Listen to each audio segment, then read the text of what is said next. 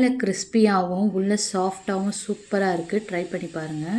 சக்கரவள்ளி கிழங்கு வச்சு தான் ஒரு ஈவினிங் ஸ்நாக்ஸ் பண்ண போகிறோம். இவங்களை நல்லா கழுவிட்டு இட்லி குண்டால் போட்டு வேக வச்சுக்கலாம். ஒரு 10 நிமிஷம் வேக வைக்கலாம். ஃபோர்க் வச்சு குத்தி பார்க்கலாம். நல்லா உள்ளே இறங்குது, வெந்துருச்சு. இப்போ நம்ம ஸ்டவ் ஆஃப் பண்ணிடலாம். சக்கரவள்ளி கிழங்கு தோல் எடுத்துகிட்டு நல்லா மசிச்சுக்கலாம். கட்டி இல்லாமல் ஃபோர்க்கோ இல்லை ஸ்பூனோ வச்சு நல்லா ஸ்மாஷ் பண்ணிக்கோங்க. மசித்த சக்கரவள்ளி கிழங்கு கூட பிஞ்ச் ஆஃப் சால்ட் சேர்த்துக்கலாம். 1/2 கப் ரவை சேர்த்துக்கலாம். 50 கிராம் இருக்கும். 2 டேபிள் ஸ்பூன் நாட்டு சக்கரை சேர்த்துக்கலாம். பால் ஒரு 100 ml சேர்த்துக்கலாம். கலந்துட்டோம். அந்த ரவை பார்த்திங்களா எவ்வளோ பாலையும் இழுத்துருச்சு. பிஞ்ச் ஆஃப் பேக்கிங் சோடா போட்டுட்டு நல்லா கலக்கிட்டு ஒரு அரை மணி நேரம் ஊற வைக்கலாம். நல்லா தோசைக்கல் வச்சுட்டு பேன் கேக் ஊற்றியாச்சு. அதுக்கு மேலே கொஞ்சம் முந்திரி பருப்பு போட்டுக்கலாம்.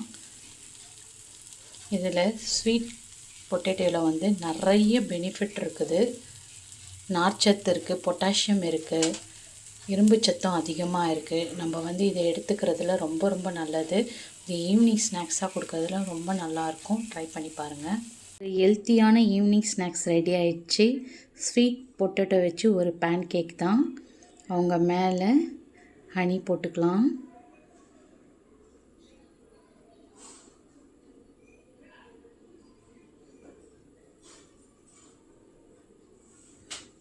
போட்டுட்டு ஒரு பைட் பண்ணி பார்க்கலாம்.